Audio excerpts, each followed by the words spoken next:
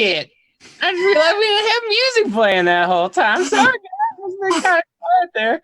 Hope it wasn't too bad waiting. At least you got that clock now, so y'all picky about when things are can see when things are, as if being a when is a thing. Anywho, we're doing a show or some shit, right? Let's do it. We literally fought a Wendigo like 2 weeks ago. Last week was our first week back after a break over the holidays. And so just to catch everybody up on the long-running stuff that's going on, we have a burning mountain composed entirely of toxic ghost rock. We have a hell train that has crashed through town and is still parked right in the suburbs, in the tents. There's an entire block of this town that's been chopped up, burned, and steam cleaned.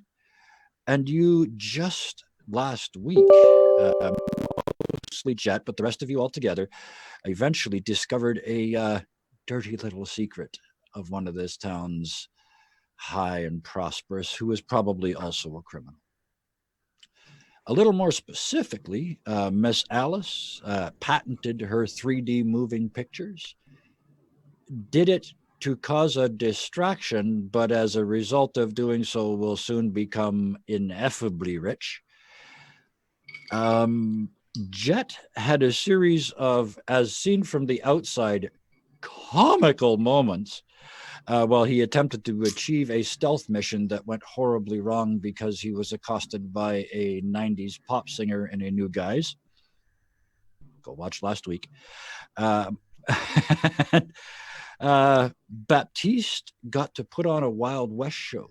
The six-gun saint lived up to his name, and Wild Bill would have been proud with some of the shooting that happened there. Thank you. Wow. Miss Ellie continued to avoid a complicated family situation, which she is going to be forced to deal with very soon, but not right away.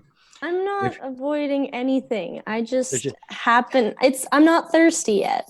Yeah, there's other stuff's going on. There's another place to get drinks. Yeah, definitely. Nothing to do with your freaky uncle. Nothing. Speaking of thirsty, Willie is still missing. Willie is, we're gonna, I'm pretty sure Willie is well quenched. Not anymore, he left. The bruises should be fading by now. But anyway, and Lucius, just to quickly finish this off, Lucius did what Lucius does best. He maintained his dignity, he maintained some poise, and he supported his friends in the best way he knew how. And with that, and no further delays, I will take these smiling and some not so smiling faces down this rabbit hole with me back into our very own poison paradise. We begin tonight. Let's get here on the right map. We begin tonight with Alice and Lucius walking out of the office with your $1 million patent in your hand. Dan is with you. He has read over it. He has also flirted madly with the young lady inside just before you left. Ellie and Jet and Baptiste, you are making your way back to the towards the saloon. Baptiste, you had to disengage yourself from a rather rabid fan club after your shooting display. There were people asking for autographs. One particularly brave and possibly drunk young man asked you to burn the symbol into his arm with your still hot 6-shooters. And yes, you adored them as much as you choose to, and make your way after seeing Jet and Ellie make their way away from the scene of the crime. Sure. So, with that, what would we all like to do?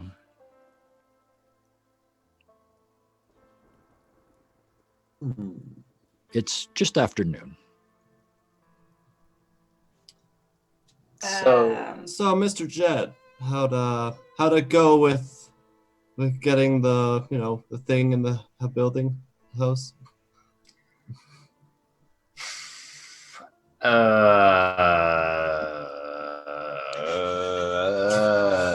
Ellie's just snickering.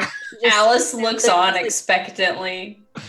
Your groaning tells me a lot. Please continue. 15 stride groan. Not 20 really the stride groan. sound of a successful afternoon. There was a, how do I say, rather large fella in the home I was supposed to be taken from. So For and I flavor, kinda, could I be treating his wounds, like checking out that big ass bruise of his? If he lets you. If you allow me y'all to. were sewing up my shirt at the end of last week. And I tried Yes. to sew it up myself, and everybody had to pull out their next best sewing kit. So And just to be clear, Jet, you have had your conversation with the sheriff, and he said he'd deal with it. Right, if I remember correctly, at the end of the last week, yeah, you went and told him about the about Ricky, and he said he'd deal with it. Yep. Okay, so you've had that All conversation and then come back out.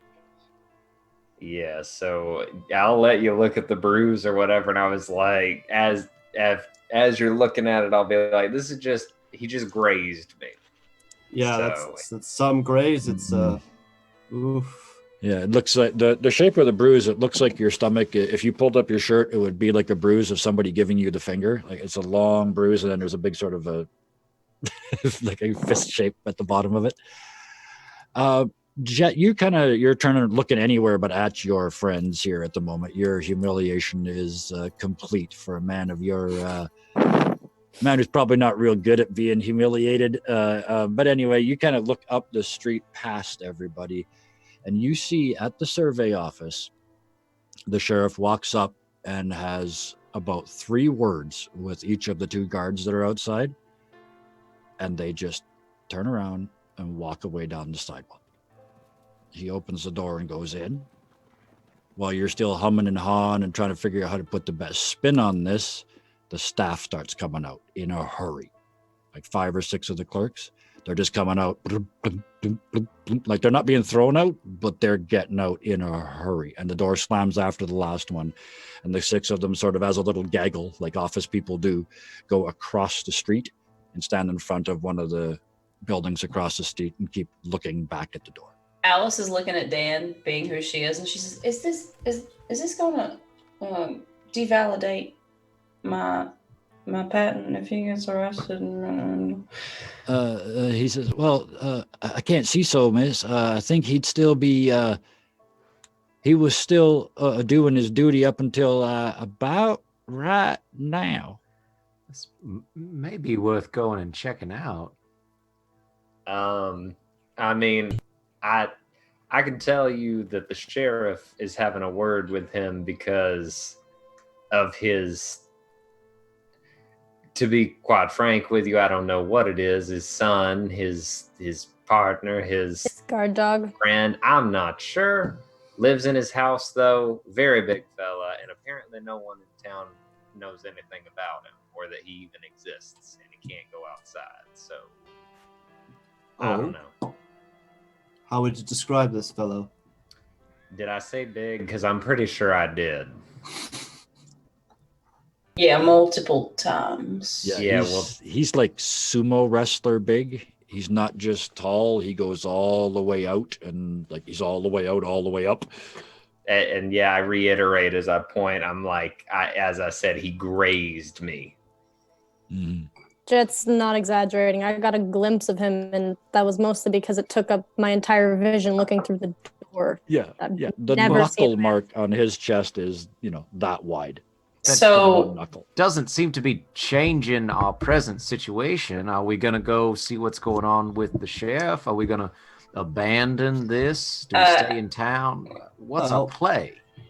Well, perhaps the key is to get through this big old beastie of a friend of his.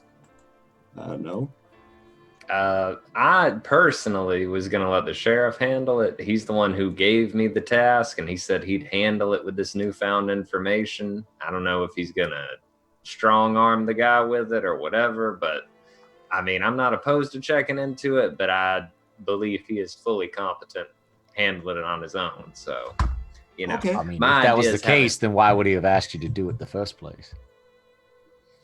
I meant more the handling of the gentleman in the patent office than anything else.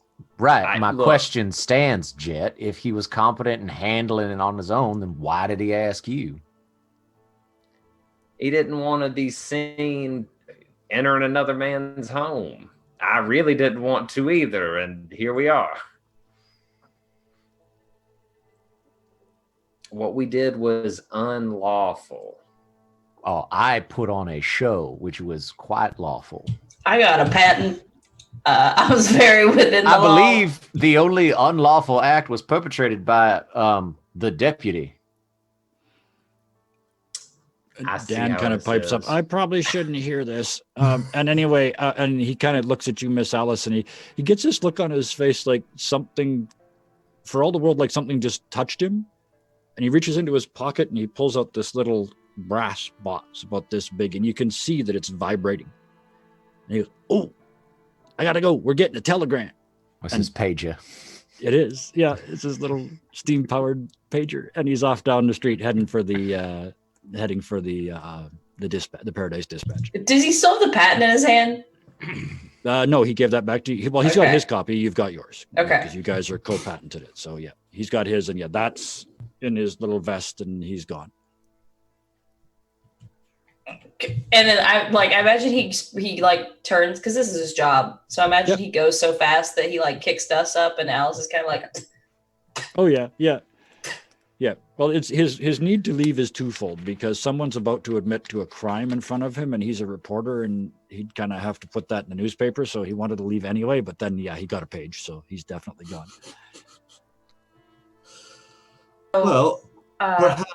Sorry, go ahead. Are we gonna stand around and watch the show, or are we gonna go deal with some of the other problems that we have in this fucking town?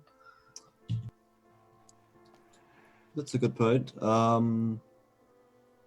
So are we? That's a good point. Should we just continue on and just leave this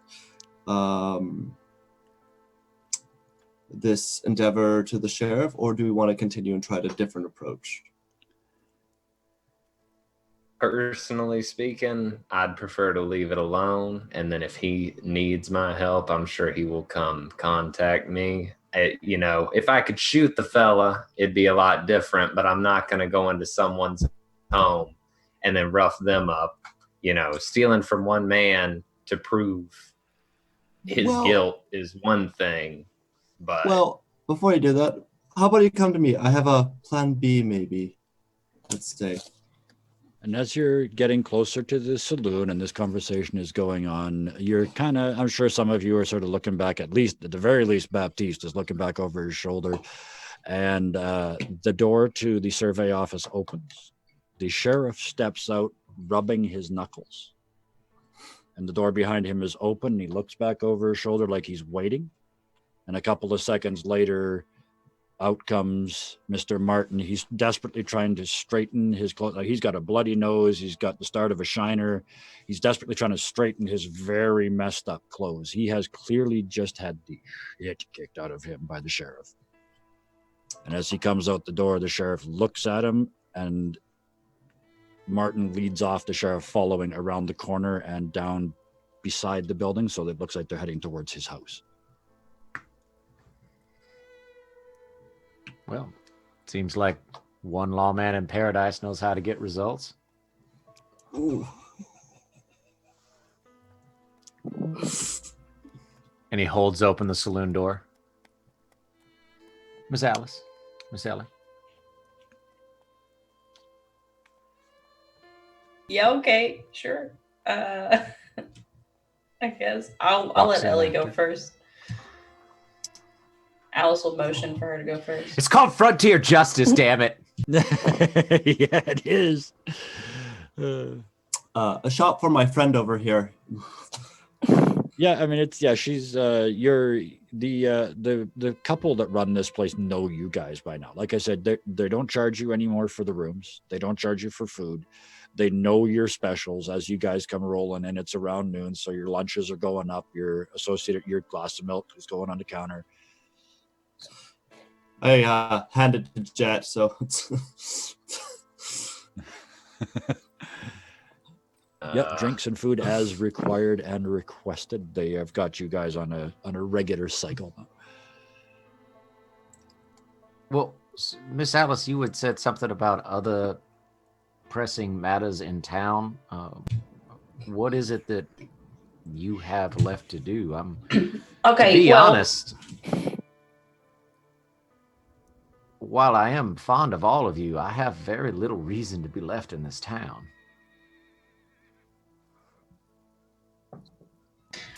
Well, the mountain's burning, so that's a problem. The blacksmith is hiding something, which probably has something to do with the burning mountain and the Baphomet situation. Crazy man with a chainsaw. Yep, there's that. Never really found out who did that attack. I think we know what a chainsaw is. I'm just saying. No, you guys invented the word. Yeah. I mean, technically, all right, I'm going to be a pedantic asshole. I am a professor. At this time in history, a chainsaw would have referred to two little handles. It's got like the chainsaw teeth on it, and a lot of the time you used it to amputate. Yes, I was going to say it was the surgical implement before it was. Which even may the be first- more terrifying than Yeah. an actual chainsaw at this point. Yeah, even the original hand ground ones, they look like like the old fashioned egg beater with the two wheels on it, except it's actually a little miniature chainsaw. Yeah, they were used to cut bone And This Alice has is been- like, without anesthetic. Let's just make that perfectly clear. This has been the educational moment. yeah, Anesthetic. PSA over. Yeah. And Alice is like, well, and also, all of this ghost steel is kind of lucrative to my new business. Personally. I wish you all the best, but I'm not here for your business. Now, if you say this blacksmith has something to do with Baphomet, I wouldn't mind having a conversation with him. So after the blast, she had, that's been a while. So it was like she had like a burn on her hand, like as if she was, right? Yep. Okay. You had determined, because you rolled so well, you had determined that burn, she was closer to a heat source than she claimed she had been. Which Okay. led you to feel She that she was lying to yeah. you in some way. She had a burn on her hand, and her story didn't add up with how bad her burn was and how close to the source of the explosion that she should have been. So I think she might have had something to do with the explosion that happened recently.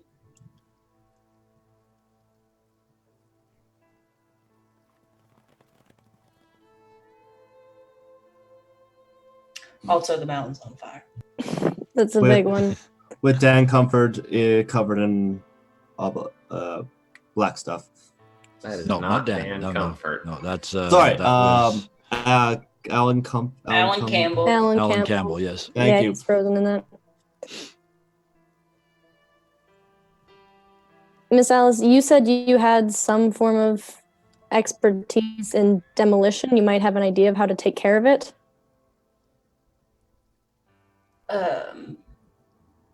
Potentially.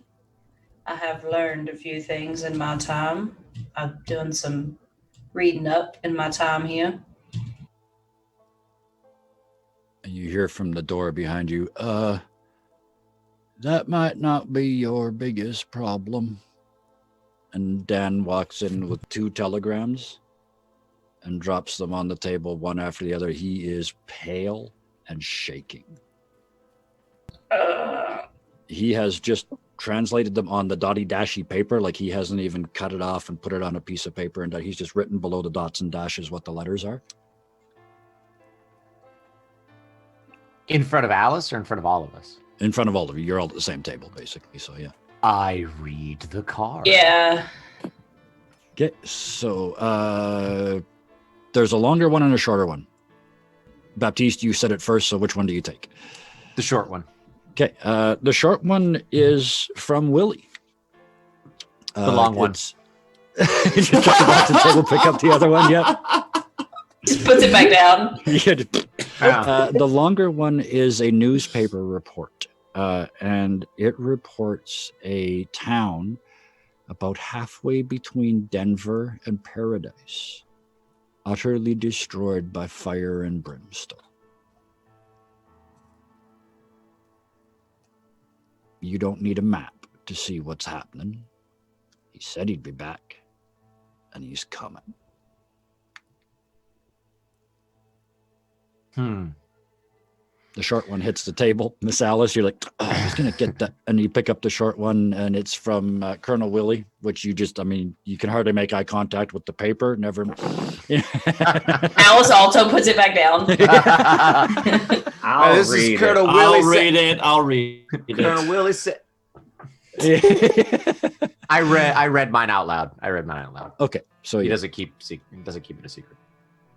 He doesn't keep secrets. I said he doesn't keep it a secret. He doesn't. Whenever he reads it out loud, Alice says, "Well, is that enough reason for you to stay, or would you like to desert us in the middle of all this?"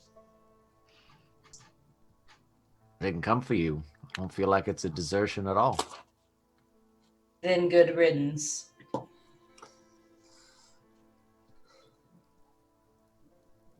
What does Willie say? Yeah. Lucius, you into this pregnant will read pause, it, you so blurt out. What does it say? You just read it. It's Yeah. Oh, thank you. Yeah. It says from Colonel Willie, and it's actually what it says. Colonel Willie. It's not his full name, and it says you can almost hear his accent. It says, "May require your assistance if an offer of it is forthcoming. More to follow soon, Willie." I repeat the message. It is postmarked New York City. New York City. I'm gonna need you to take care of my baby for me. You don't know about the baby. He might. I mean, it's still only been 3 days. She can't possibly know, but anyway. I have a feeling these telegrams travel at the speed of plot. They do. Lots of things in this game. I mean, she made it to Canada and back in about 72 hours, and including had an adventure up there as well. So, yes. We've only been here for like 2 weeks. Yeah, really. It's been less than a month for sure. Season 1 week. Season 2, 1 week. Yeah. Season 2, August. That's awesome. Season 3, Thursday. Late August. Yeah. Thursday, sometime around 3. So yes, there's the two new pieces of information piled on the bonfire.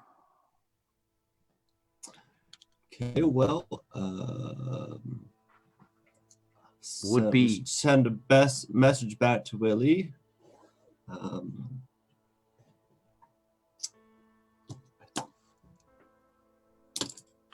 to say what? I don't know, just kind of can do kind of just ask for our help. So you gonna go to New York or? Well, to that point, I mean, I'm sure that a rail line out of Denver might be the fastest way to New York, and heading that direction, we could intercept whatever it is that's on its way. that's a pretty good plan.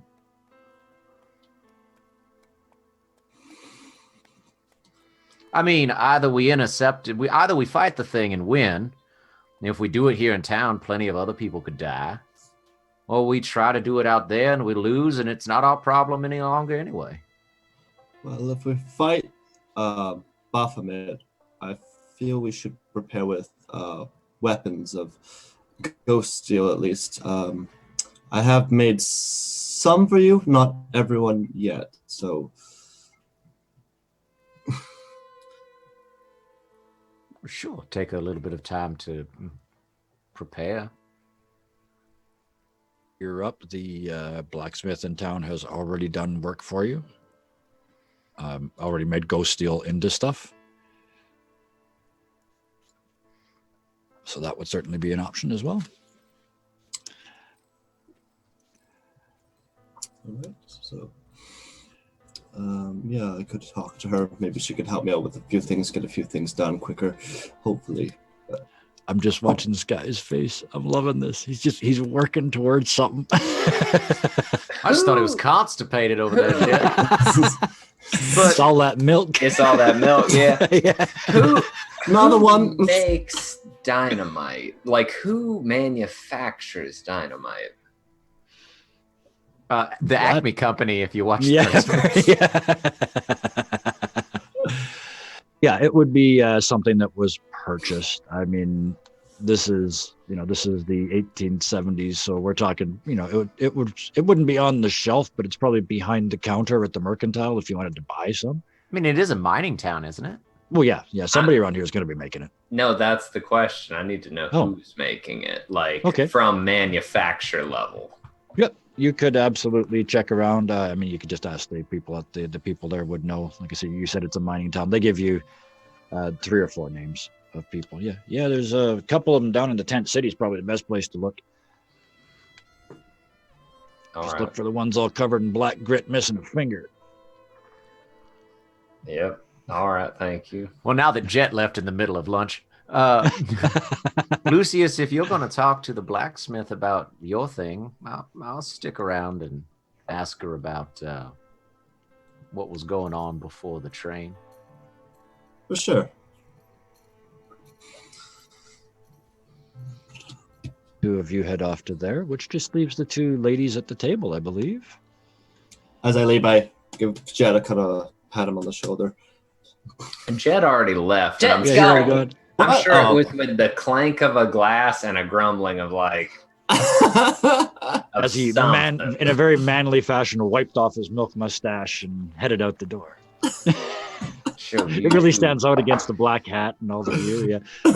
I'll take a warm milk in a dirty glass. 2%. I want a chocolate shot with a milk back. I've had a bad day. I want homo milk. I want all the fat you got. Get you some Kahlua and do a milk bag. Give me some 18% milk fat cream. Buttermilk. Yeah.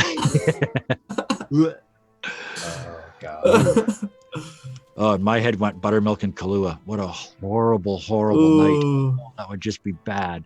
Okay. Someone lost a dare. Yeah. Someone lost their life. It was that or sniff gunpowder. I'd rather sniff the gunpowder. Anyway, smells like explosions. So, Jet, you're heading down to Main Street, voice. heading to the tent city to find an explosives expert. Mm-hmm. We have Baptiste and Lucius are. Where are you off to? Blacksmith. The blacksmith. Sorry, yeah. Blacksmith. Sorry, man. I didn't say anything, but I've taken an extra back medication pill today, so I might be a little forgetful at points. Anyway, they're off to the blacksmith. That, we all need to go ahead and draw our chips for the night. Yeah. As long as you don't have over 10, go ahead. Yeah. Did we? Yes. Yeah, we did. Okay. Lucius also took his back medication. Yeah, apparently. Yeah. So Jet is heading for the tent city, and Alice and Ellie still at the table in the restaurant, finishing up dinner, lunch, whatever you call it. Yeah, Alice just kind of. Well, I'm going to finish my damn pie before I. This whole conversation, Ellie's been like very pale and very quiet as soon as she saw the newspaper clipping. So she's just kind of like silently eating her food. Yeah, absolutely. Yeah. You're the only one that's been pinned to the ground by him, so I understand that. Yeah. Once everybody's gone, Alice is kind of gonna. She's like, so, how do you feel about seeing that big red bastard again? Last time we saw him, I had 2nd-degree burns all over my body and both my legs shattered. So, about that, good. Yeah. But Baptiste is right. We can't just let him hurt innocent people here. Yeah, there's not much of this town left. They're gonna kill the rest of it off if he comes here, probably. I don't know if we have to face something like that again. I don't want any loose ends, you know what I mean? Well, what about you? I know that kind of shook your world the first time we met him. And seeing him desecrate a place like that.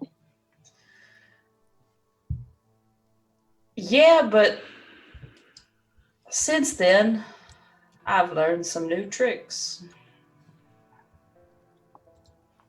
Maybe you won't throw dynamite this time?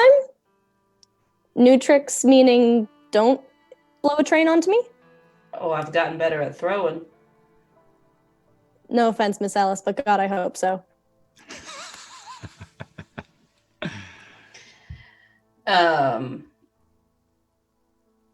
And at that point, the lady who's running the downstairs walks over and looks at the two of you and says, "It finally calmed down over here. This came this morning," and she drops an envelope on the table that's addressed to Lucius. And it's fancy paper. I'm not gonna open it, but It's like I'm parchment. gonna do that. I'm gonna like Even hold the it up to the envelope is light. parchment. Yeah, you can tell from the I don't even want to call it writing on the front. It's like calligraphy on the front. It looks like a monk took a month to do the cover, like just the address, right? And you hold it up to the light, and the paper's quite thick, but you can see inside that the letter is written in the same incredibly gothic black script. Like you can see the big T that starts the one paragraph. You know, they did the giant letter and then everything else is smaller. Yeah. And I mean, it's not an illuminated manuscript. It hasn't been colored, but it's as close as. Thank you. Alice isn't trying to read it. She's just like, look at that writing. And it is postmarked from the city of Los Angeles. Damn, I know you fancy folks do stuff differently, but that seems like a waste of time. That envelope is probably worth 2 days' pay, right? I mean, it's, handmade and that's a parchment. Bunch of days of not work, and you have to write that. Has he told us that he's from? I don't think he's told us. I have actually. Oh, did you? Yeah. From the first episode. Oh God, that's so long ago. And then Baptiste actually questioned him about it briefly as well, because he had heard stuff. So yeah. Suppose we should deliver it him not read, Alice. I said I wasn't gonna open it. And she says, in my experience, letters from home can either be really good or really, really bad. And she tucks it in her bag. Yeah, I've only experienced really, really bad. Maybe Lucius will be a bit luckier. Yeah, you're not wrong. I read your backstory. So. It's hideous. Letters from home are not good. No. I sure hope so. Hope his letter's better than mine was. Mine too. Shall we go deliver it? So you are you done your pie? Yeah. She looks at an empty plate. You hear the tink as the fork hits the plate in that. I win. That was a big piece of pie and I won. But it's not towards anybody. It's towards the pie. Oh yeah. I beat the pie. Somebody brought me a quarter of a pie and I just ate it like it was nothing. So you guys stand up and letter in bag, head out the door. You left first, so let's go with you, Jet. Down the street, people are nodding at you as you go. It's not just the badge. You get the feeling you've earned it. You've somehow done something to earn that badge. And as you get to that side street and look down, because you kind of, as you walk past the survey office heading for the tent city, your eyes are going to be drawn to that house. And as they are, you see the sheriff and walk out of the house. And then Mr. Martin, and he's pulling, like he's trying to pull the house. And finally, Ricky lurches outside. And he's just wearing, you didn't really even notice before, he's just wearing a completely shapeless shirt that looks like somebody that didn't know how to sew, just cut two kind of T shapes and sewed them together. The pants are just sort of, they're ripped. They almost look like Hulk pants because they're just torn by his massive bulk. And he is terrified. He keeps pulling back inside the house and then and he keeps saying, son, come on. So you can hear, you have to stop and watch at this point, I'm assuming. Finally, the sheriff quite roughly pushes Mr. Martin out of the way and steps back sort of almost into the house. So you can just see his back in the door. And you've heard him talk enough times that you know what he's doing. He's talking this man down. He is calming him. And you walk real slow. And every time you pass between the buildings, you look. And just as the last one, you see him back out with his hand held out like he's holding a child's hand, except he's reaching up, not down. And Ricky steps fearfully but willingly back out into the light of day. And he's just, you see him, it's like he's trying to shrink. It's like he's trying to disappear. This huge behemoth that was so terrifying is now utterly lost in his world. And the sheriff sort of takes him down the street a little bit, and a couple of the older sort of aunties and grannies of the town, like moths drawn to a flame, they start coming out. And within a couple minutes, Ricky's surrounded by them. There's 5 or 6 of these middle-aged to older ladies, and they're talking about how they're going to make him new clothes and how they're going to cut his hair, and they're making him sit down on the ground so they can reach up and try and clean his face. They're doing that thing to his face, and he's just gone. He is just blissed out, sitting in the middle of the road with these 5 or 6 old grannies and aunties cleaning him up and making him feel like a little boy. And your eye is drawn by a bit of motion, and you look over at the sheriff, and he's got his arms crossed, and he looks beside him to Mr. Martin, and he just looks at him and looks at the road and looks at him again. And with none of his equipment, none of his gear, none of his stuff, limping, beat up, ripped clothes, this perfectionist of a man turns and walks out of paradise.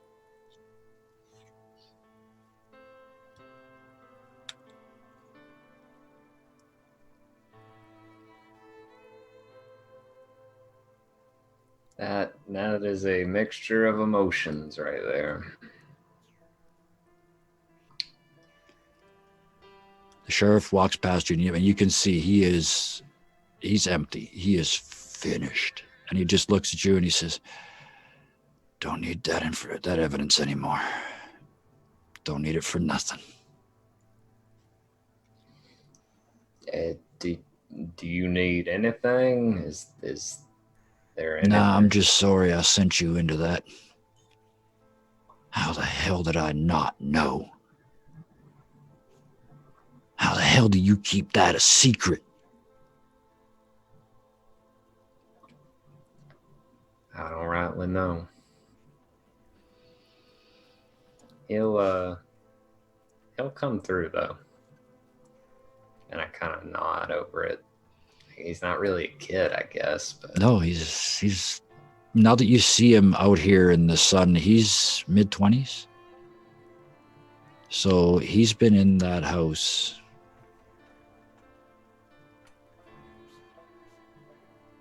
maybe all that time. Nobody ever saw him.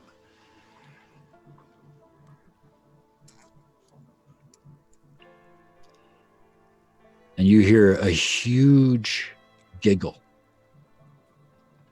like a 25-year-old man being tickled. And you look over, and yeah, one of the grannies is just like, there's one on each side. They're too big. One couldn't do it. So there's one under each armpit, and he's just got his hands up and just.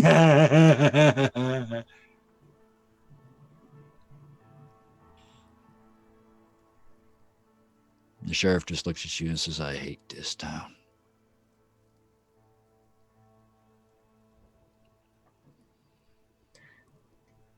Why do you stay? Somebody has to watch over him. Not that I'm doing much of that. And he kind of looks back again like he's just gobsmacked that this was in his town and he didn't know. You couldn't have known, and now you do, because I did what most people would have said was wrong. But you had a feeling something was up with that man. So as far as I'm concerned, we did what was right. And we got results. And it's I like the way you tell poignant. that story. I'm going to go tell myself that story over and over while I try real hard not to drink. Yes, sir. And he, just shaking, walks up the street. And you head on to the tent city. Yeah. Very easy to find. There's one tent in particular. You can see there's a like a big grinding wheel out in front, but it's kind of bowl shaped, and there's a black sort of sparkly powder inside it. Looks like somebody's been grinding material here. And it's just like a big, like, Yep. There you are. Yep. All right. Well, I can either continue or I can cut, whatever. Well, what? Let's do it this way. What is it you're looking to accomplish?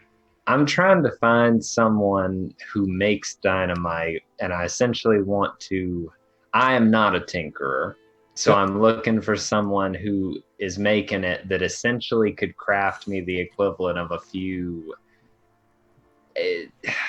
like put a bunch of bits of ghost rock or ghost steel into a stick of dynamite. You want a ghost rock grenade? Yes. All right. The first guy tells you to go fuck your hat. The second guy is like, I understand what you're trying to do, but nope, I ain't doing it. And you find a less than reputable fella out towards the edge of the tent city who's already well into his cups at 1:30 or 2 o'clock in the afternoon. And he is, as you show up, he is using his thumb to grind a couple of materials together in this mortar, and then he holds it up, and he holds up his other hand, and he's got two little rocks in it, like one on each finger, and he uses them like a lighter to make sparks, and it hits his finger and goes and then burns off. And he looks up. What? Howdy Speak there, up. fella. Oh, howdy there, fella. Ooh. So, you ever thought about putting ghost steel into dynamite? Why in the same hell would you want to do that? Were you here when that big red fella showed up a while back? I was. He might be headed this way again between you and me, and I think that might just be a way to dispatch him quite quickly. Dispatch. You know what? Wyoming's nice this time of year, and he starts packing his shit up.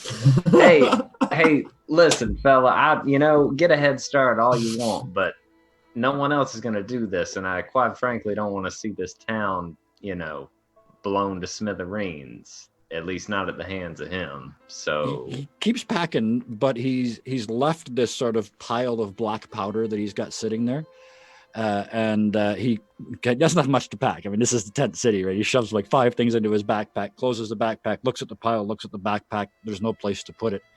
He says, "Hang on a minute," and he runs into some other spot in the tent city and comes back with a bunch of glass jars, and he says, "Put that in. I don't have any ghost steel. Put that in, put chunks of ghost steel in, rag in the top, soak the rag in paraffin or wax or something, light that, throw it, run like hell. There's enough there for probably 6. Hope you're taking notes. Oh, okay. We're all gonna die. But And we'll Ellie was get lecturing Alice? results. Glass ghost rock Jet wasn't around to grenades. lecture. Jet is he is hell bent. Out of anything anyone's ever said to him, Yeah. Baptiste today. So now anytime anything happens, I'm gonna be like, it's results, sir. So what I want you to take away from this conversation is it would probably be better to get one of the tinkers to do it for you, but the basic premise is really simple. Yeah. Dynamite, okay. chunks of ghost rock, glass jar, Molotov cocktail, boom. What is this a specific, like, can I tell, is this just straight up gunpowder? Is that what I'm looking at? Or is it a mixture? No, there's all kinds of like sparkly yellow stuff and sparkly black things. And there you look and there's like some ground up bug carapace, and you can only tell because you can see the head of one little caterpillar sort of half dried out that was ground up, but he got missed. I've got a good feeling about this, and I'm gonna. It's not consistent. Like it's not all one. Gunpowder is one consistent powder. Right? This is not. There's places where there's more of this stuff and more of that stuff, and. All right. Well, maybe I'll at least get them to look at it and tell me if it's good. And is it on a cloth? Can I like bundle it up or something? It's absolutely, yeah. He's he even gives you a like this oilskin rag. Mm-hmm. He says, "Yeah, that's what I carry it in because there's no sparks. Sparks are bad." Yeah, I'd figure. He says, standing there with the spark rocks on his fingers. As he starts using, he's using that hand to hold the oilskin, and he's using the other hand to shovel the stuff into the like this far away from his hand. All right. Well, how much is this? How much would this amount of gunpowder probably be like, or just what would be fair? A couple bucks? I don't know. I don't need a market price. I just want to give him something. He looks at you and says, what do you mean, what's it worth? It's for blowing shit up. How bad do you want it blowed up? Pretty bad. Then put that all under it. Sir, and I have $1 in my hand, and I just take his and put it in his hand, and I'm like, I meant here, just, something for your time, and then I guess the information for you to hightail it out of here. Well, thank you, sir. And he kind of does this thing with his fingers, and he folds it into a pocket hanky and puts it into his dirty old shirt pocket, so it's sticking up this little sort of dollar bill. He says, "Thank you. Now, if you excuse me, I'm getting the hell out of here." And he bag on his shoulder and heading out. Okay. And I just tell him, just anywhere but between here and Denver. Right. And he turns and heads the other way. Ooh. All right. So, yeah, I got this shit. I'll take it back to Lucius. Okay, so, yeah, you are now walking down the street with, this big bag of explosive stuff. There you go. Write that on your character sheet. Big bag of explosive stuff. Grade poor. So, at the blacksmiths, let's do that. Oh, hang on a second. Let me check here. Yeah, we got time to set. At the very least, we'll get this set up. What was her name again? Her name is Genevieve Trent. She is known as Jenny. Genevieve. Also known as Yes. I saw one of these. The walk to the blacksmith. I know we left a little bit after Jet. Would we have seen this whole surveyor, big guy? Would we have Jet seen ahead that? of you slow down as he starts looking at where you guys just were, and you catch up to him in time to see you get at the very least the gist of it. You sort of get there as the sheriff is leading him out. You don't see that part, but and then you see the grannies take over. That's all I was asking. Because they would. Cool. That was the easy part to figure out. The resolution of that scene was, well, what's going to happen to him? Well, the grannies will take him. That's easy. That no matter where you live, the grannies will take you. So as we're going, for Baptiste and for Ryan, Lucy, so could you exactly fill me in on, I mean, it seems like this blacksmith, she's helped you out, but may also have something to do with this Baphomet cult? Well, what do you know? I don't know too much about. Well, I admire her work. Take her to Tinker, right? I kind of admire some of her work, so she does some interesting stuff. It's more that I think Miss Alice had a bad rep with her. I have no idea what happened between the two of them. Just, yeah. But Probably didn't compliment her matching purse quickly enough. My purse doesn't match because this town You're sucks. not there. You're not there. You're not there. You're not there. But a stray bullet ricochets off. Probably. You've met her a couple times. She does seem to have some strange abilities of like youth, for instance, coming from her father's side, as she put it. Her father was like 110 years old, I think, before he passed away. That, and she seems to have unnatural strength. Well, I'm sure spending a number of decades as a blacksmith might do that for you.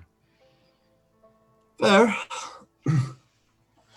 But she came in with how many crowbars when we were that whole catastrophe? About 6 or 8? Yeah, half a dozen of them just resting casually across her forearms, Yeah. like so much firewood.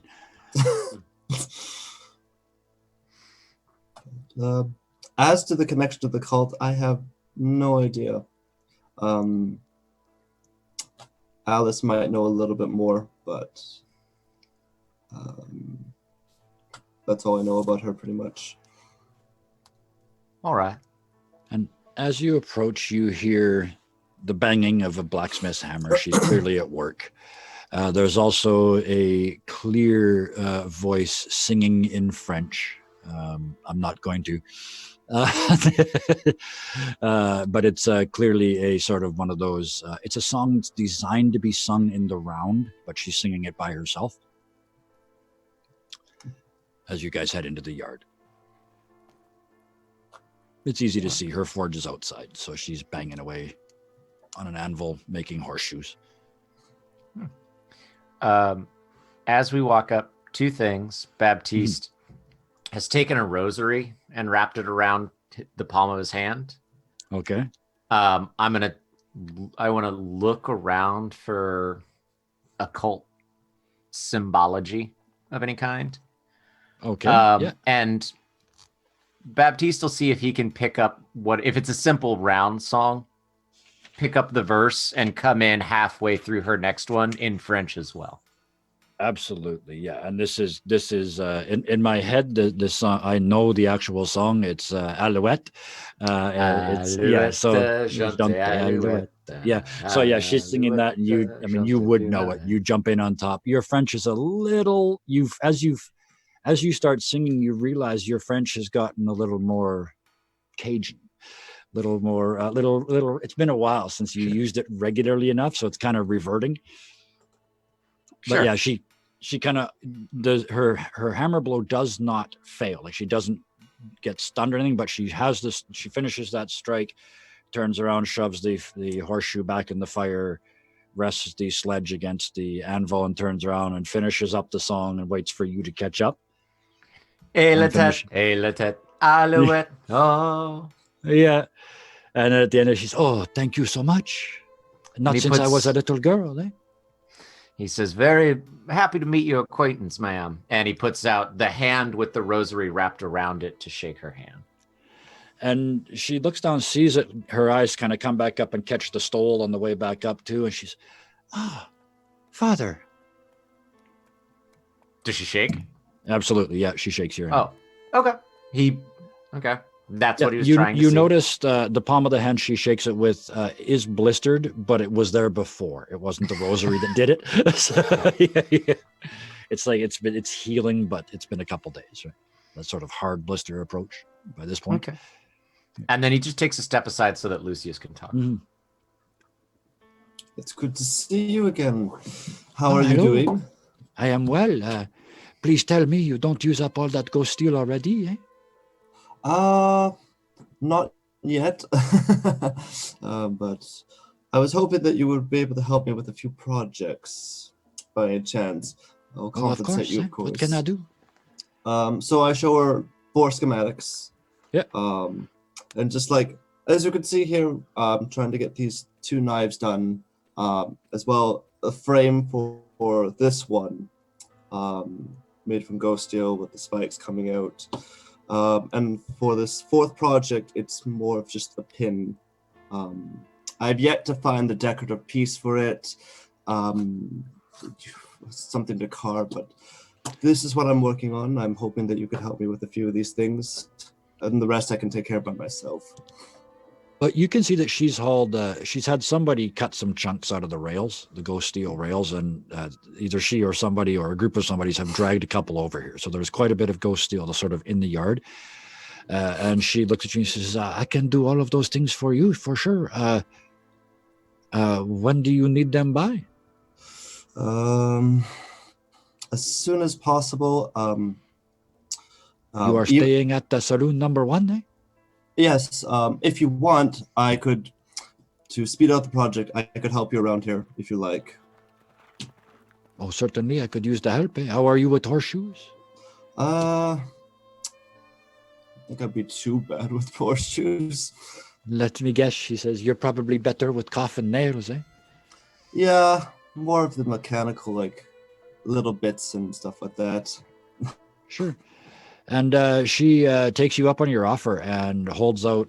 She uses a 12-pound sledge, and she uses it one-handed.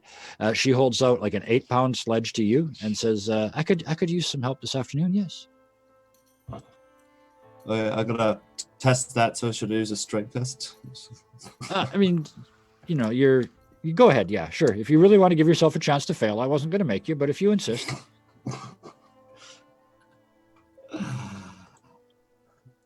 Looks like I'm going to. Because Don't you are not a pretend this blacksmith isn't by why any you stretch of the love us. imagination. Sorry, what was that? I said, don't pretend this isn't why you love us. Oh man, you just barely got it. Yeah. Did I? Sweet baby. You, Jesus. you are not good with this hammer. You are barely functional, but you manage to not drop the hammer and not fire the hot steel across the room. Your first attempt at a horseshoe is never going on a horse. If a horse ever has a foot like that, they're going to put the horse down. But yeah, she appreciates your effort, and the two of you start working between making horseshoes. And she basically decides, she says to you, how about you make the things you want, and I will make the horseshoes, eh? Okay, And then you good. share the rest of the afternoon. So yeah, you can get some knives, and she makes some more bullets for you guys as well, just to make things easy. You don't make a horseshoe, but you make the first McDonald's arch. Yeah, by accident. Yeah. When do I stop hammering? 2 billion served. So while I'm guessing that she's probably, especially if she's doing some of the more mundane things, she's able to hold conversation while she works pretty well. Yeah. Well, so first of all, looking around, trying to see if there's anything hinky. Make a searching check for me. Oh, good. That's better. It's not great, but it's better. Yeah. With that, you would see her house is, her house is in this complex, right? There's her house and the warehouse and the farriers just across the street with all the horses and everything else. And then there's her actual house itself. And as you sort of look around for things that are hinky, there is she's got a root cellar door, those big sort of angled doors that you see leaning against old houses that go down a flight of stairs, and they got the 2 big swinging doors on them. There's one of those against the side of her house, and it doesn't have 1 paddle lock on it. It's got 3. 2 of them look quite new. Okay.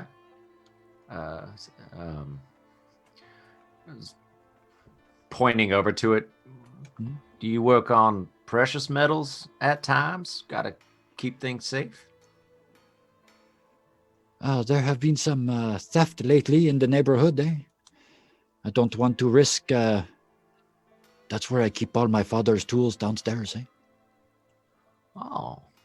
Well, it's Always nice to be able to see more antique from a skilled trade. I would certainly love to see them. I mean, if they were your father's, who knows?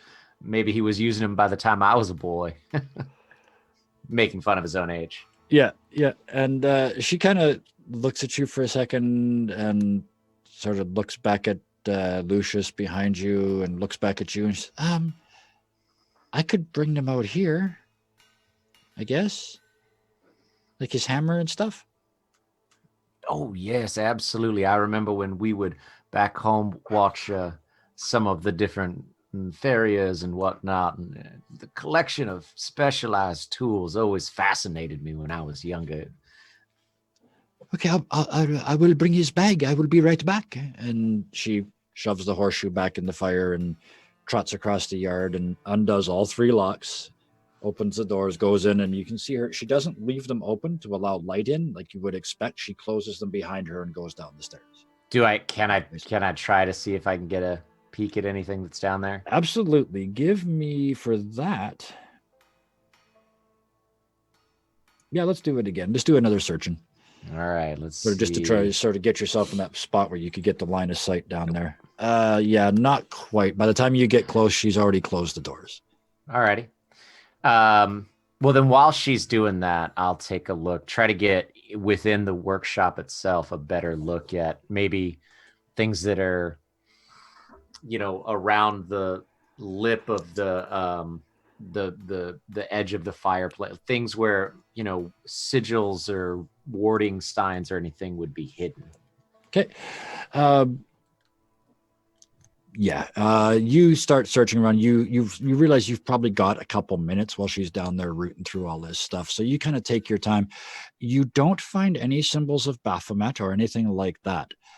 What you do find, though, is a very strange metal plate. It's sort of 8 inches on a side, square. It looks like it's been pried off of something. And on it, there's a symbol that looks a lot like the cavalry, like the logo the cavalryman would have on his epaulette, except instead of a horse, it's like it looks like a man inside a larger man instead of riding a horse. I wave Lucius over when I find it. This is certainly fairly interesting. Have you ever seen anything like this before? Lucius, give me a... You've got mad science, right? Because you're a tinkerer? Yes. Hey, give me a mad science roll for the first time in 21 episodes. Woo! Let's see how you understand this mad science. How'd I do? Okay. All right. The image itself doesn't make much sense to you. It still looks like a man and a man, except when you look real close. And one of the hands of the bigger man, there's the man inside the bigger man. The bigger man, one of his hands is not a fist. It's like a blade that's all rough around the edges. And the other one isn't a fist either. It just ends in a nozzle. A nozzle. Interesting. So I explained that to Baptiste. Okay. So as I know we were joking around with the word chainsaw and all that kind of stuff, but I don't want to meta it too much. Nope. Does this sound to Baptiste like what they described? That is exactly what it sounds like. Yeah. You would have seen somebody using one of those actual chainsaws. That does look a lot like when he describes it, it's like this was the same thing, but 3 feet long. It's interesting. Yeah. Seems to be what you were talking about earlier. You don't think that she is the person? The doors to the basement open up.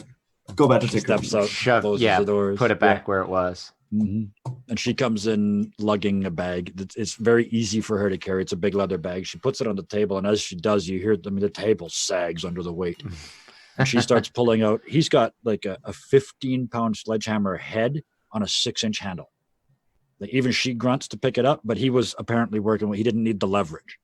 Jeez. And every tool that she shows you, the crowbars that for normal people would be 3 feet long, his are like a foot long. It's just enough to get underneath, and he's just like, doing the basic physics. This man makes her look weak, and she is ridiculously strong. That's probably 150 pounds of metalworking tools in that bag, and she just one-handed it into this room.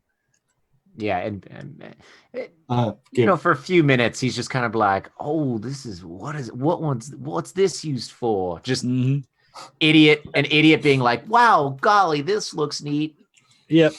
And she's telling you how he didn't even have to warm metal up to put holes in it. He'd just push the drill through with his thumb and all this stuff. Do I get any kind of a weird vibe off of her at all from hanging out, or anything from maybe previous encounters with thralls or cultists or anything like that? Boy, it's a lot of rolling. Give me a. It's not really streetwise. It's almost like but we're that'll playing a do. game Give me a or something. streetwise. It's almost like we're playing an RPG. It's weird. Streetwise. Give me a streetwise. Right. Let me find it for you. Under smarts on the right-hand column. All right, a good old streetwise. So what do you roll when you don't have points in something? You roll one of whatever dice you have in that overall category. So you would roll 1d smarts. All right, so I got it. And So subtract that should roll 1d8. Okay. For you. So yeah. Yeah. Yeah, unfortunately, no, you don't really get, gain right. much from her. I don't get anything. No, not really. Lucius, you were watching this. Go ahead and give me a streetwise. At what point would Alice and Ellie come up on all this? You guys are coming very, very soon. Give me 2 seconds. Streetwise. And if you don't have it, just 1d smarts. So right-hand column, about halfway down under smarts. Okay, I will just do smarts. Yeah. Okay. You both see her occasionally glancing back at that triple locked door, but Lucius, you see something in her eyes. Maybe because you just saw something very much like it in the middle of the street back in town. But there's a worry on her face, a concern that seems maternal. Interesting. And that is when the ladies walk up. So at this point, you see, you guys, as you're walking up, you see Jet walking down the street with this big black oilskin like robe all clenched up in his hands. Yeah, Alice wants to deal with walking that later. Carefully up the street, avoiding sparks of any kind. Not shocking. All of a sudden, a thunderstorm. Yeah, right. Kaboom. A man approaches you, rubbing a balloon against his hair. So we get here, and the thing is unlocked, and she's, can I do a streetwise to see, or something to see what I need an assessment. Alice needs an assessment of what in the hell is going on here, because there's tools out and like. Give me just a straight knowledge. Just like you're gonna just logic bomb this and figure out what's going on. Also, I look at that.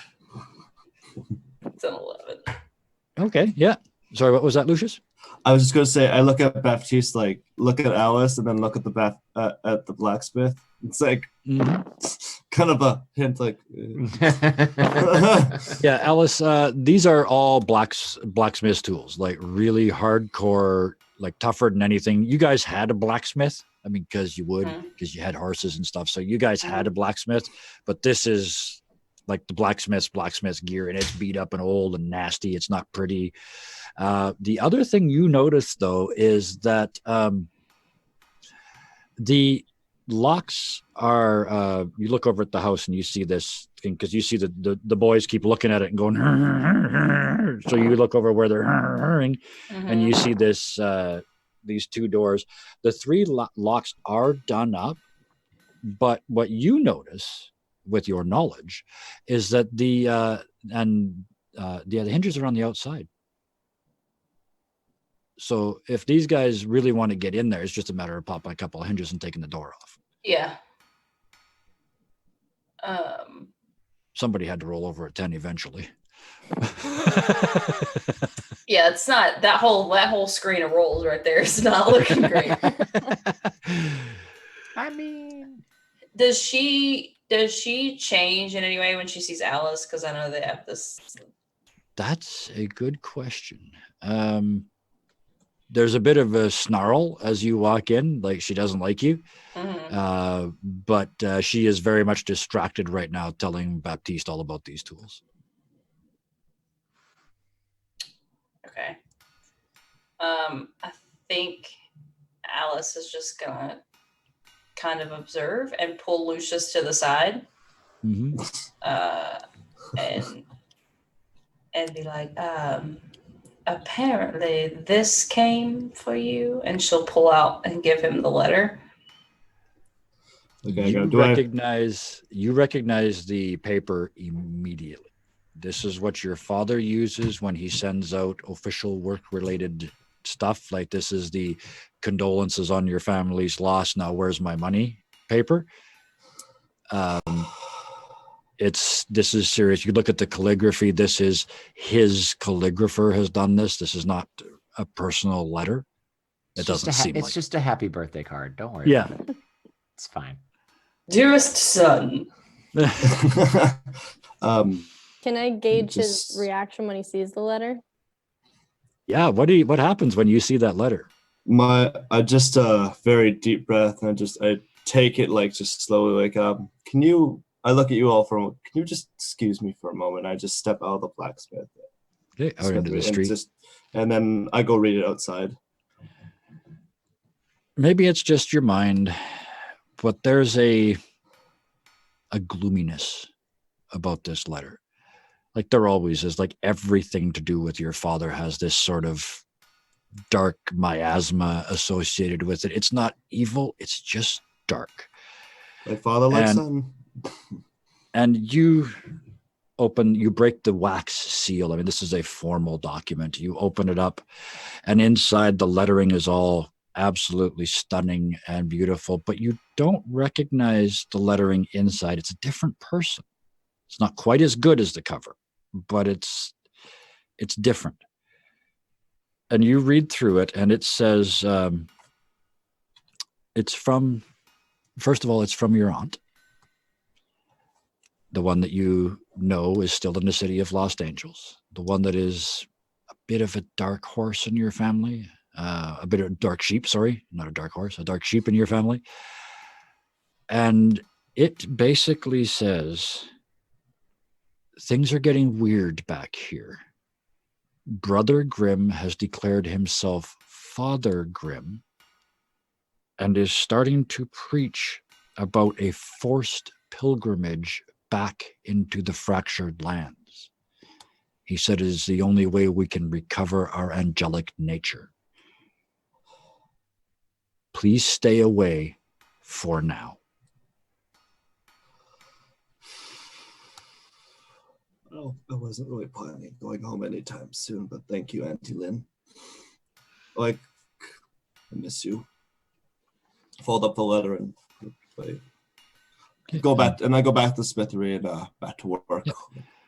So inside, I don't normally do this, but you've been quiet for a really long time, Hannah. Is Ellie doing anything? Well, as soon as she sees a look of shock so she's just gonna kind of wait till Lucius gets back in. Okay. And because I mean, she doesn't have anything to do with the blacksmith. Yeah. So when he comes back, and she's just kind of gonna go next to him and just, everything all right? Everything's fine. Just family. He's lying through his teeth. I don't Scrutinize. Yeah, nobody. I beat you there. Nobody needs to roll. He's lying through his teeth. He is shaking.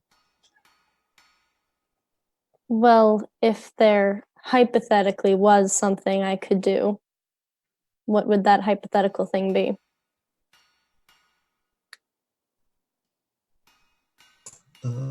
Maybe let's just have a talk later. just need time to assess a few things. Of course. Thank you. And Genevieve is starting to put the tools back in the bag now. The display is over. She looks around and says, so ammunition and knife blanks for you. Does anyone else need anything? Sorry, her accent is consistent. Mine is not. It's weird that I'm running a town where I have to explain that. Right? Alice will kind of I could use some more ghost steel daguerreotype plates. But of course, madame, yeah. Of all sorts of different shapes and sizes, smaller ones, maybe some larger ones. Well, you write down the dimensions you want, and I will make them, eh? What do you do with them, eh? She'll just show her. And she pulls out I think the one that I have is the of the mountain smoking with the eagle. That's the one that I have on me. Yeah, that's the latest one, yeah. Yeah. So yeah, she's just gobsmacked by that. Oh, that is amazing, eh? Wow, yeah, I will make for you. You want square, rectangle, what you want? And you tell her whatever your plans are. I'll write her down some. Yeah, because I know you wanted some bigger ones and some because you're going to build a bigger camera and such. Yeah, so, I want to experiment. You give her a list of stuff, and that's easy. That's just pounding it out flat. She says, yeah, no problem. Yeah. And then at once Miss Alice is finished, that used to say, ma'am, how delicate and precise of work is it that you can do? No offense meant, but the mechanics of a peacemaker, perhaps? Oh, I understand. Most blacksmiths can't do this. And she pulls, like she's got a chain around her neck that's going down inside her top. And she pulls it out, and there's this little metal box, almost like a frame. And inside it, there's a set of 5 different sized gears. And she reaches down with her thumb and rotates one of them, and all 5 of the interlocking gears kind of. Enough said. I was wondering, and he'll write down on a piece of paper, just the standard interchangeable sizes for a peacemaker, but to have a cylinder, a hammer, and the outside filigree to go around the grip.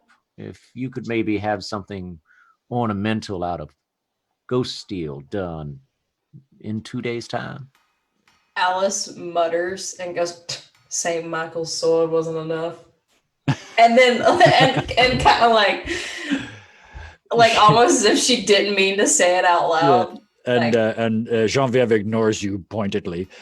She does ask for your pistol for a moment, Baptiste, and she shows you a sand tray that she's going to use to sort of take a mold of both sides of so she has the size right to build the filigree. Sure. Yeah, and it's the other one. It's the one that is a regular. Yeah, he'll do that. Yeah, perfect. And she, I mean, you're not pulling anything on her. She knows exactly what she's handling when she's handling. She sees the other one. You can tell at a glance. She's like up and down you, like anybody in a specialty business does. You scan somebody for your product, and mine's better than that. Yeah, right. So Terminator vision. Yeah. So she's doing that, and so everybody, she gets that, and she starts. You see her start carving into the sand with just the end of a little, almost like a toothpick, and she's carving this amazing filigree leaf and vine pattern around the base of the handle as you speak. Cool. And as she's focusing on that, she seems like she's forgotten you guys were almost there. Yeah, Alice wants to try to sneak out and over to this still unlocked. Yeah, It's locked, but there's just two, just two pins to pull, and you'd be in. So you I walk mean, over but it's and look within eyesight of where we at- are. it's right there. Yeah. Yeah. I thought that I was thinking that it was still unlocked.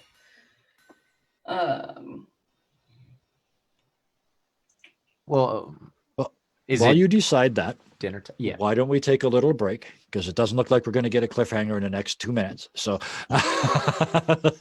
we'll do a non-cliffhanger break. Alice for jumps once, through just to the be different. doors. Yeah. Guns blazing. I don't care why. I just don't want to go on a break. Now let's do it. So yes, we'll take a quick break. We'll hand it over to our fine and talented producer to let us know exactly when we're coming back. We'll see you shortly. All right. I put a timer on the damn screen so we didn't have to have this conversation. Everybody just chill for a minute and look. All right, no, we are live, folks. We are absolutely live. Be aware. Well, I don't know about Jet. We are now live on the air. All right, so when we left off, we was in a blacksmith. Hold on, let me make it sound like we was in a blacksmith. It'll be more fun then. Yeah, sound effects. Let's play the game.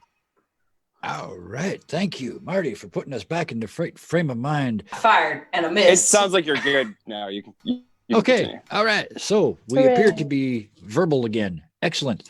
So we didn't miss much. Jet got a bunch of shrapnel to put in to finish up his glass ghost rock dynamite grenades, Molotov cocktail grenades. I forgot that part.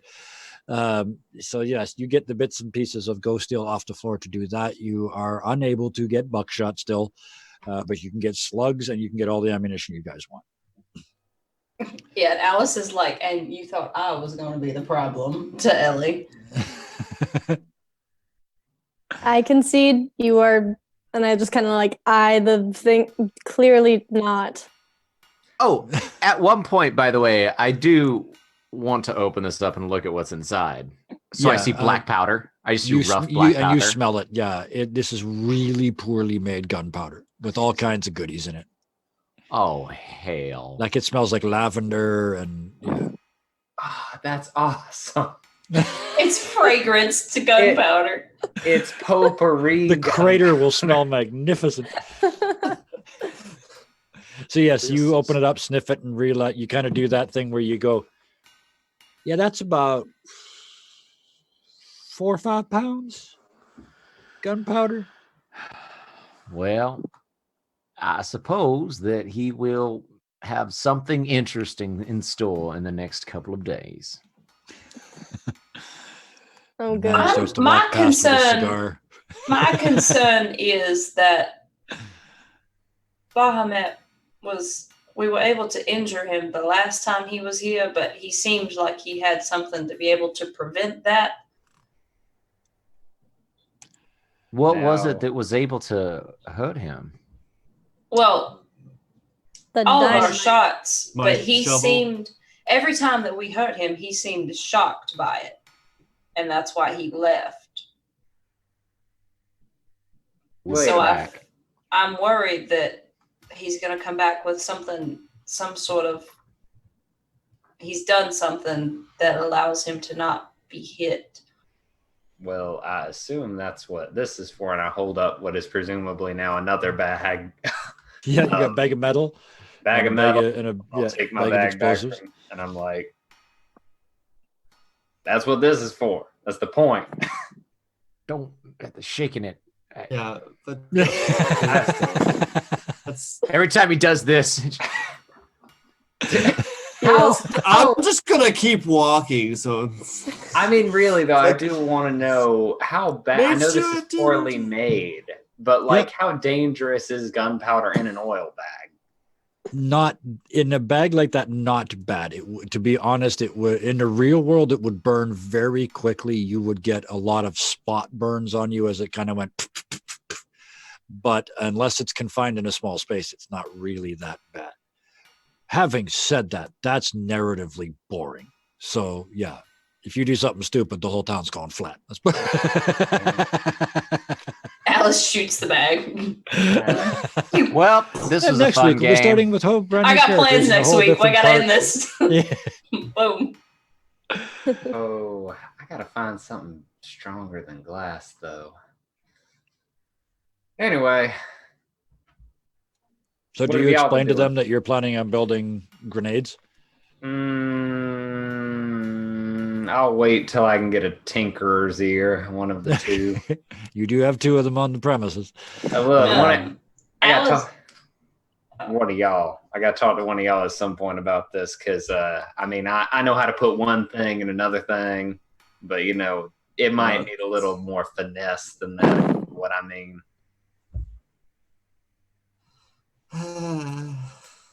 We can both help if that would make it easier, maybe. I don't know. Please be careful with You're the better that. tinkerer, but I'm the better demolitionist. Well, that and also, Miss Ellis, you've got chemistry as well, right? Yep, I do. Okay. Yeah, that would help as well, for sure. If wanted You to do might something want to with give this. me a wide berth whenever we do get in this encounter. Well, And yes, Alice if is we gonna, once we're out of earshot of the blacksmith, she's gonna say, "Also, I told you that woman was hiding something.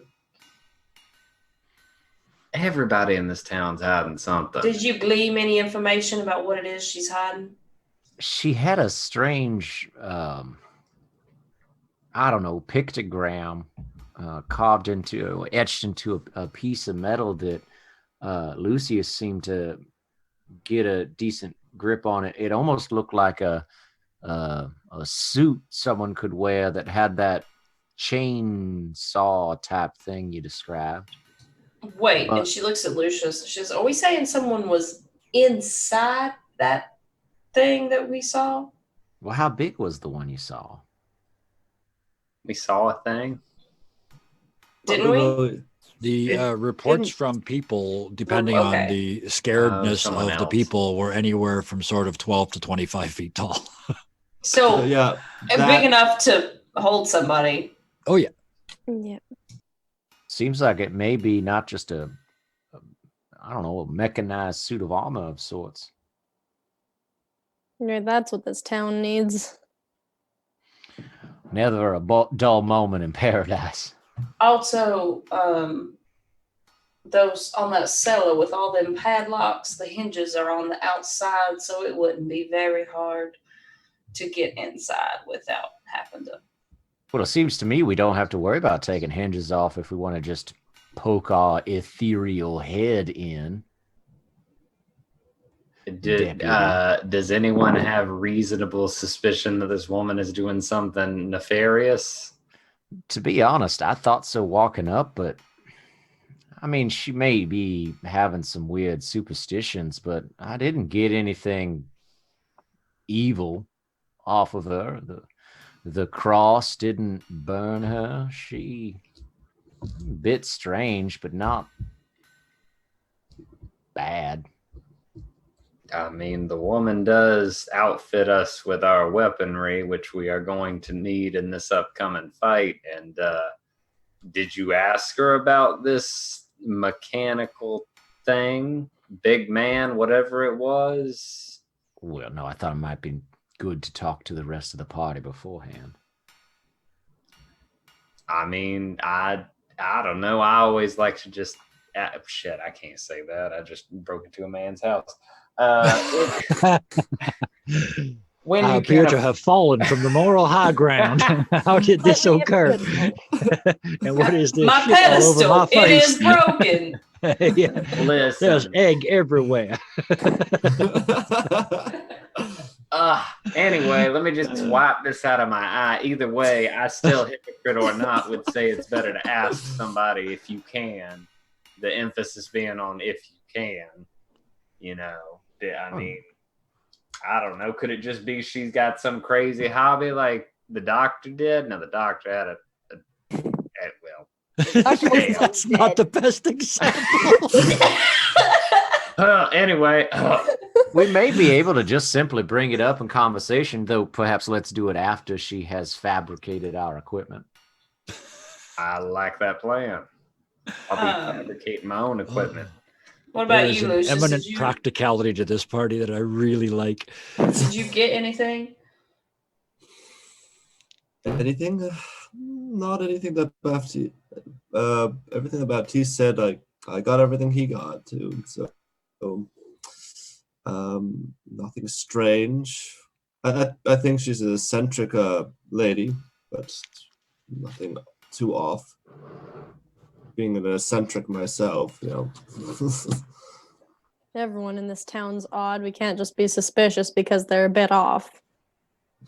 That's not my worry. Can only imagine how That's what we it says on the seem sign from in the their town. point of view. Paradise, a bit off. A lot off. Please And ignore the burning train. And the sign has a chunk that was bit off. Out of curiosity, are those ravens still kind of like going around over the old building? Well, the building is all but gone. Again, that's yet another building that's been blown out. No, the ravens went with as soon as the doctor was gone, the ravens stopped hanging around. I stopped mentioning them. So yeah, they no longer hang out in that area. I was just curious. Just follow Jet. Well, one of them was there for Jet, the rest of them were there for her. Over the course of the next whatever it is that we're doing, hanging out or dinner or whatever, I do want to spend some time, go through some, he'll go through his book bags and get out a couple of books and see what it is how it is that Baphomet can be hurt and what he might have gone to find to fortify himself. Yeah. Because it feels important to Alice because, like, every time we shot him, he seemed shocked. Yes. That it was possible that he was being damaged. So I'm thinking Dan Comfort would be a great help in this, considering he literally wrote the story. We'll say what you get from him is just to more or less to summarize it.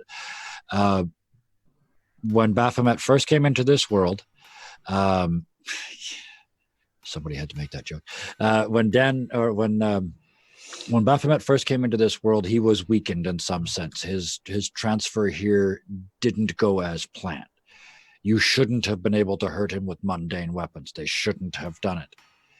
But there are stories. The only time he was hurt in Denver and the only time he took any damage at all in this other place was from, in one case, he set off an explosion at a plant that was used ghost metal. And when the shrapnel hit him, he took damage from it. And in the small town, some incredibly brave young idiot charged him with a knife, which is apparently he was a miner and he had some ghost steel residue on his knife is all they can figure out. And Baphomet screamed and bled a little bit before popping his head like a pimple. Okay. And So it appears that ghost steel will harm him, Is the thing. even in his current state. Okay. But mundane weapons, no. There's all kinds of stories. Is there anything like cracking open Tobin's spirit guide? Anything from the church or from just other occult studies I can that's of additional help from that? The other thing you would figure out would be that he is literally here from another plane. It is part of his goal to come to this plane because the prey are weak. Okay. All right. So, yeah. And he appears to have done that as far as you guys can figure out by coming through the mine.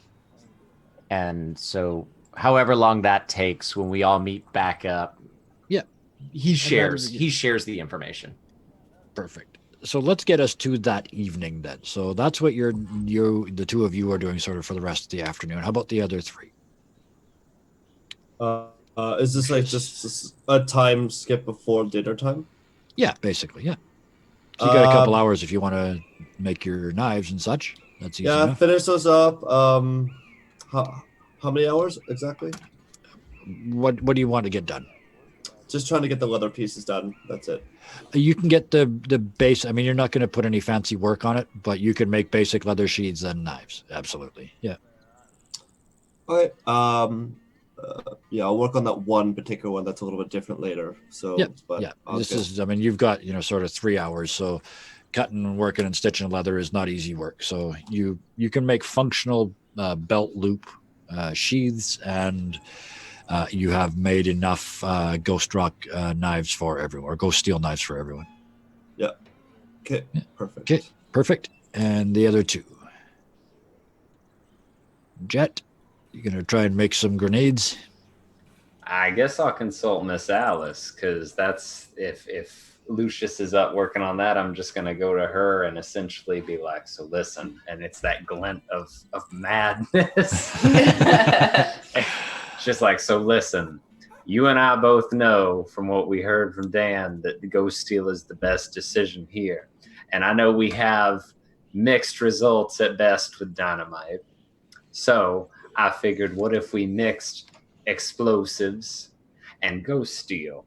And so I got this, and I show her the shrapnel, and I show her the bag of gunpowder, and I'm like, and I have these, and I show her the glass, and I'm like, but I feel like if we use something, now tell me if this is out of my knowledge bounds, but I feel like even I would understand that it's pressure that builds up that is part of the explosion process. Yep. So I'm like, I don't know if I could get something a little thicker than glass, it might be better, but I think going in with a bunch of these might be exactly what we need to do. And you get that face. Miss Alice has no lips when she looks at you. Just First of all, that's crazy, right? But it's crazy enough to work. Okay, I'm with you. I just want to make sure where your head's at. Well, yeah, I mean, Son of a bitch, I'm in. I know, and I trust me, I expect to get a little bit of distance on y'all if I'm gonna be hucking these around. I also realize, I might have to be prepared to shift out of any kind of way. Actually, that might still hit me. It's ghosty. Oh, crap. Anyway, Yeah. I might get hurt, but this is a bigger threat, so it's fine. I can handle that. Well, okay. What if we were to, as a first step, maybe experiment with a smaller version and see how big that explosion is? I look in there, and there's like a teeny tiny glass vial this big, and I'm like, well, Alice pulls out. She said, "I've been through so many of these damn things." And she pulls out a I know what's perfume coming. bottle. Yep. That's like and see, I'm the a opposite. perfect size. I'm the opposite. She had no lips, and then I become all lips. I'm just like, remember? No. Ooh. I don't even know if she knows I saw that, but that's Nope. just the face I'm making. It's just like, So yeah, you rig up a little miniature version of it, easy enough. Little piece of string soaked in wax or in oil from the lamp. Tuck it in the top. Put a little bit of this explosives in there. Put a little bit of the ghost steel shrapnel in there. You make it nice and long, and you guys go sort of In the woods. How about right somewhere. by the? I was thinking right by the lake might be a good spot to do it. So you Yeah. can throw water on it if it goes horribly wrong. Yeah, that's fine. Yeah. Anyway, so yeah, I mean it's like this big. It's one of those little mini Pepsi cans, right? A little tiny Chanel number $500. It's adorable. Yeah, it is really. It's all shiny and sparkly. So when it comes apart, it's like watching it's like watching a diamond explode. When it goes, I mean, it's almost like two stages. Right at the start, there's a very fast explosion. There's just killed your mic with the You're- explosion. The mic killed the explosion. Muted you. I have tetanus. my My mute ears button are is ringing. right beside this my screen here. So yes, there's a very quick explosion, and the glass just, and then after it, there's this fireball that follows that, a slower, bigger, more powerful push. So whatever he's mixed in there, it's like a two-stage explosive. Okay. See, First this of is all- why we do a And the small second test. part smells like lavender. This is I why love we do it. a small test, because now we know So now how big can we make the second one? how big. Yeah, how big was this one? So this one, Relative it was to a the perfume size bottle, of right? the- The crater it left on the ground was sort of a foot across, 8 inches Okay. deep. So It was about a good bang. about But 3 times the size I missed of one the. part. So the first explosion is the glass. The second explosion, that bigger, heavier one that's full of fire, is also the one that's got all the shrapnel in it. So it's like a Okay. double shrapnel layer. Okay. First the glass, then everything else. Right. So okay. So probably about 3 times the size of the container. Oh, at least. I mean, the Okay. container, I envisioned one of those little, almost like a tester bottle. Yeah. Yeah, if you make one the size of your fist, it's going to make a hole sort of 3 feet across, is what you And how big are extrapolate the from what you jars see. that he has? She just suggested using glass jars, so whatever he manages to come up with. Okay. Oh man. Or anything else. I mean, you want to use clay, whiskey jugs, whatever. I don't remember. Well, he gave me a box of jars, right, from the camp. Like he gave me glass jars. Yeah, right, glass jars. Yeah, so yeah, those would be like empty. Is it They're a mason wow, jar? do I know this? It's a 62-ounce whiskey bottle, the one with the finger hole through it. That's The so moonshine big. bottle that you put on your arm. And I can make 6 of those. They're smaller, like they're only that big, but yeah, that's what they look like. That's still gonna be a big old explosion with what we yeah. just learned, though. Yeah. Oh, I love it. Yeah, you start, and you sort of, your eyes can't help but drift over to this pile of this stuff sitting on this oilcloth, and just going, well, that would be, yeah, we're too close. Yeah, it's gonna have to be. It's gonna have to be chucking or.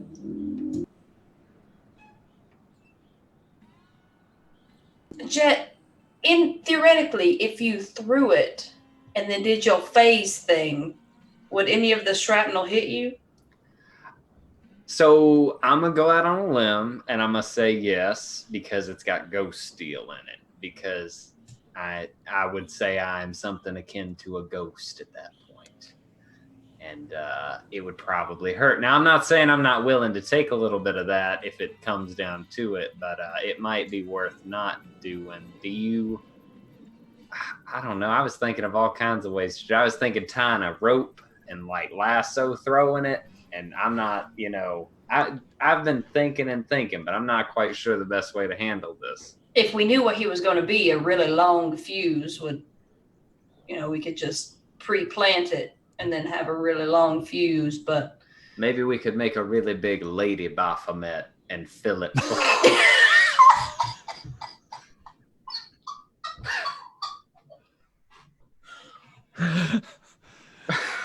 I love it. Buy you a drink? The Wile E. Coyote method. Yeah. You can see all the dynamite sticking out, burning slightly as he approaches. Yeah. And he's like, Hey, it smells like lavender. It does smell like lavender. After it explodes. After. Nice smelling lady. Oh my god. Well, I'll get some more perfume and before. Okay, so. Have you tried phasing through ghost steel? You know what? I can try, and I mean that's an easy thing to test. I'm just gonna be like, hold this to get her to hold the bag of shrapnel. Yeah. Or shrapnel, and I'm just gonna kind of like walk forward and kind of push my hand and see if it goes through it. Goes through the bag, goes through the gunpowder, stops as soon as it hits the ghost steel. Hey, look at that. It is as I thought, and now I have a bigger concern with ghost steel than I ever had. Well, but again, this was better to find out now this way than trying to do it in the field. I know, I just thought I could get out of anything. Well, life isn't quite that kind. If only my game master was a nicer person. Look, you gave me exploding stuff, so like I have no complaints. That's when someone says to me, "May I have enough rope to hang myself, please?" in a game, I say, "Yes, here, have some extra." Here, have some extra. Well, if it does come down to that, at the very least, all of the other explosions would the fireball and the glass would all miss you. It would just be the ghost steel, which would hurt like hell, but I could possibly deal with that. I mean, you can just, stab yourself later or something. Another theory, as much as I don't want to give credit where credit's due, is if I could run up and drop it near him and book it out of there, I'm sure Mr. Baptiste is a hot shot enough to hit that from a mile away. So, anything's possible. That's true. We could probably overhand huck it and he could shoot it. I mean, there's a million ways to make this happen. Or you could make something that could launch it. I don't know how you... And, well, I'll tell you this. I'll tell you what's faster than you and faster than any of us.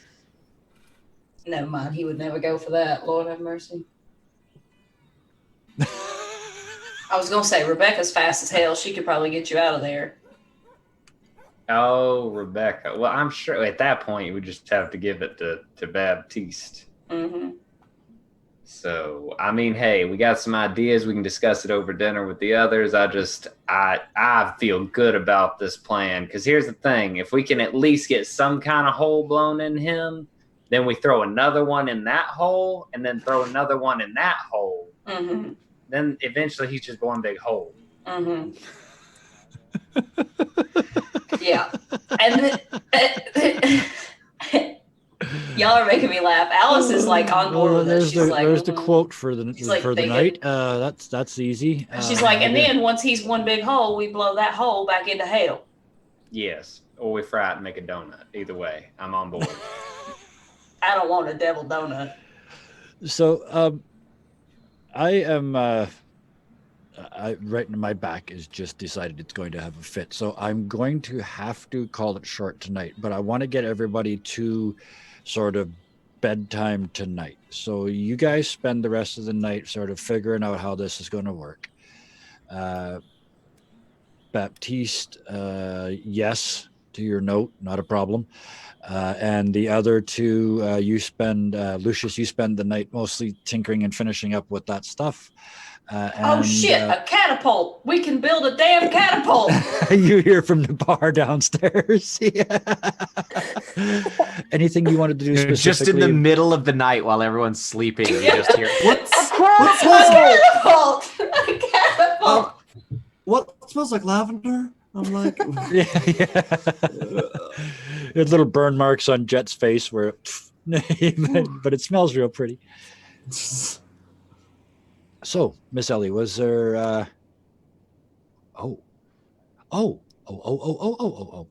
just remembered. There was. Yes, there is. So why don't you walk us out of tonight's episode with a little walk for Miss Ellie? All right. Well, after her kind of conversation with Alice, she was just kind of pacing around a whole bunch, and her first stop is going to be at Dan's. Okay, yeah. And she's going to ask him to send a telegram for her. And she's going to send it to Taylor. Okay. Just kind of letting her know. Sorry, it's been a long time. Just wanted to let you know that I know we left things kind of abruptly, but I might actually have figured some things out, and I hope to see you soon. Okay.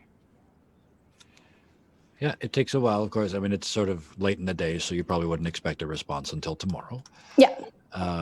But so after that, you step back out of the Paradise Dispatch. Yeah, and then she's kind of gonna pace around town a little bit. But then she's going to head towards the saloon. And it's exactly like it was before the accident. It is so bizarre because all the wreckage is still around it. There's bits of town and bits of track and bits of everything all over the place. It's a war zone with this bar parked right in the middle of it. And on one side of it is most of Anastasia's shop, too. It's almost done. And you take a deep breath and you step in and everything changes. And that is where I'm going to call it tonight. The reason we did that is that This bastard always gets his cliffhangers. I always get a cliffhanger. That's one of things, but we also are not going to have Hannah with us next week. So she gets the joyous pleasure of avoiding the following scene for another week. But then she is going to be forced when she comes back. We're starting 2 weeks from now. We'll start with Miss Ellie walking through that door and having a very uncomfortable conversation with her uncle. Ooh. And with that, everybody, thank you so much for hanging with me tonight. I know we're even a little early to our normal time, but I know everybody's got weather issues everywhere we are. Some people have got it at minus 45. There's at least 2 people in this group where it's minus 45, where it's not that cold here, but it's cold enough to get my aching old bones trouble. So we're going to call it here for tonight. Check out, I'll just do this real quick. Check out our YouTube channel. Check out Mercs of Mischief Sundays, Mondays, Tuesdays. At the very least for those days, watch for special events and other stuff coming up as well. We actually... Yeah. Just to piggyback off that, we have shows this Sunday and Monday at our regular time. Yes. Oh, yeah. So we're sort of working back in. The Mercs of Mischief and Too Many Warlocks doesn't start for a couple more weeks yet. No, but this is going to be some Mercs of special events Mischief this week. Mercs of Mischief. Yeah. As well, the cats one. Everybody shows up playing a tabaxi based on their own house cat, if I remember correctly. Yes, as well as on Monday is going to be Ninth Voyage of the Black Cherry. Hey, It's going to be a bit of a pirate perspective, and that both of those have guest stars. And the pirate one we just sorted out is going to be a fundraiser for disaster relief in Australia. Oh, that's awesome! Even better reason to watch. So Sundays and Mondays, one shots both you can nights. find Great out fun. a little bit about Jobetta's backstory. Yeah, all kinds of interesting things could occur. I have one tiny our bit. YouTube, yes. Well, actually, go check out our YouTube. Go do that. It's amazing. We recently uploaded some, not uploaded, but mixed around some playlists for clips and different things. We've got a one-shot playlist now. It's really fun to watch. And you can also catch up on Too Many Warlocks and Mercs of Mischief. I know that. I work here. But what I wanted to say is for that Tabaxi one-shot I just want to do a little shout-out here. The artwork behind that was done by a very talented member of our community, Jellycat, and they are actually doing some fundraising of their own for something going on with them, and they're doing some commission work. So it's very basic stuff, but they are very talented. They're super sweet, so go check them out if you're in our Discord. And if you're not in our Discord, get in our Discord. Get in the Discord. There, look at that. Stacking our ads. Roll for initiative. I know you guys have got stuff out every week. Yeah. We've got our video out every Tuesday. We just did our latest in the Cabinets and Cocktails series, which was a lot of fun. It's a black and white special. We play asteroids. You played asteroids, and I almost cried. I grew up dumping quarters into asteroids. Oh yeah, that was a really fun episode. And so go check that one out. And if you're in the Hampton Roads area of Virginia, come down to see if you can beat my high score and win a bag full of prizes. Oh wow, nice. They've now painted a target on your back. That's good. Yeah, come at me, bro. I need a plane ticket. But listen, I'm a drive away. Okay, I can be there. I'm off tomorrow. I can be there in a day. Do it. Yes, please drive all the way down here on your day off. I don't have a day off, so we're not going to hang out. But you go for it. And with that, everybody, thank you so much for watching. As always, thank you to all my storytellers. Even more on the plate than there was before, so next week's going to start very interesting. We'll be one short, so the 4 of you will get a little more time each, and then we will see what happens. Baphomet's coming back. There's some kind of weird stuff going on with the blacksmith. All kinds of fun is had. Thank you to everybody. Thank you to our producer as well, Marty, and the man behind the mask. You guys do great work every single week. And with that, unless there's anything else anybody wants to see, shoot you next week. Good night.